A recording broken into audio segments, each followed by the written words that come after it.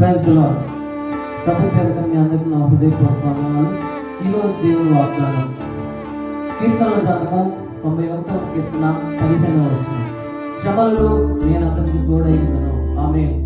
దేవుని మాట మనకు సెలవిస్తున్న మాట, శ్రమలలో నేను అతనికి తోడైందును. మనం అనుకుంటా ఉంటాము, శ్రమ కలిగినాడు, దుఃఖం కలిగినాడు, బాధ కలిగినాడు, ఎవరు లేరు, నాకు ఎవరు తోడై లేరు, నా అన్నవారు లేరు, నా కుటుంబం లేదు, నా ఫ్రెండ్స్ లేరు, లేకపోతే నా బంధువులు లేరు అని మనం బాధపడుతూ ఉంటాము. కానీ మనం ఆయన సన్నిధిలో ప్రార్థన చేసినప్పుడు దేవుడు మనకు సెలవిస్తున్న మాట, శ్రమలలో నేను అతనికి తోడైందును. మనం ఎటువంటి శ్రమ అనుభవిస్తున్నామో అది మన హృదయానికి తెలుసు.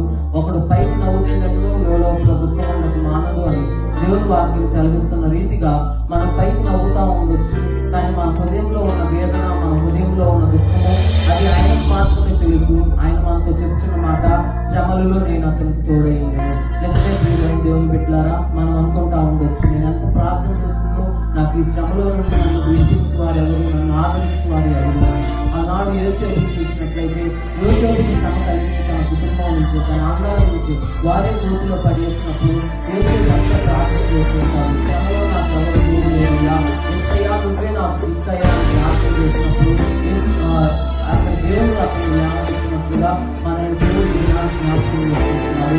ఆనాడు దావీదు మహారాజు దేవుడు వాగ్దానం చేసినట్లుగా ఈ జ్ఞానం దేవుడు నాకు వాగ్దానం చేస్తున్నారు, శ్రమలో నేను తోడై ఉన్నాను.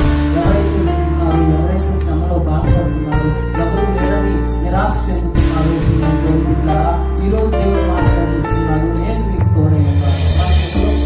వారు కొంత సమయం ఉంటారు, కొంత సమయం ఉండరు. ఒకరు మనల్ని చూసి నవ్వుకుంటా ఉంటారు, ఒకరు మన శ్రమను చూసి ఎక్కిరిస్తూ ఉంటారు. కానీ మన ప్రియమైన దేవుడు మన కోసం ప్రాణత్యాగం చేసి యేసుక్రీస్తు ప్రభువారు కల్వరిగిరిలో ప్రాణం పెట్టిన యేసయ్య మన శ్రమ నిమిత్తము మనకు తోడై ఉన్నాడు. అందుని బట్టి దేవునికి స్తోత్రం. ఎవరైతే శ్రమలో ఉన్నారో, బాధలో ఉన్నారో, భయపడవద్దు, బాధపడవద్దు, శ్రమలో ఒంటరిగా ఉన్నానని కృంగిపోవద్దు. ఇది నా దేవుడు మనకు సెలవిస్తున్న మాట, శ్రమలో నేను అతనికి తోడై ఉన్నాను. కళ్ళు ప్రార్థన చేస్తున్నాం. ప్రియమైన దేవుడు స్తోత్రం. అయ్యా మహారాజు యేసయ్య, మా ప్రియ పరలోక తండ్రి, జీవాధిపతి, మీ పిల్లల అభినయ స్థితిలో స్తోత్రాలయ్యా. అన్నాడు దావీదు తండ్రి, శ్రమలో నేను అతనికి తోడైనాను వాగ్దానం చేసిన యేసయ్య.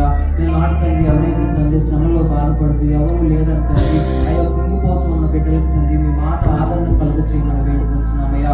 శ్రమలో మాకు తోడై ఉండమని వేడుకుంటూ ఈ జ్ఞానం మాట ద్వారా మమ్మల్ని బయటపరిచినందుకు స్తోత్రాలు అడిగి వేడుకుంటున్నాం. ఆమేన్.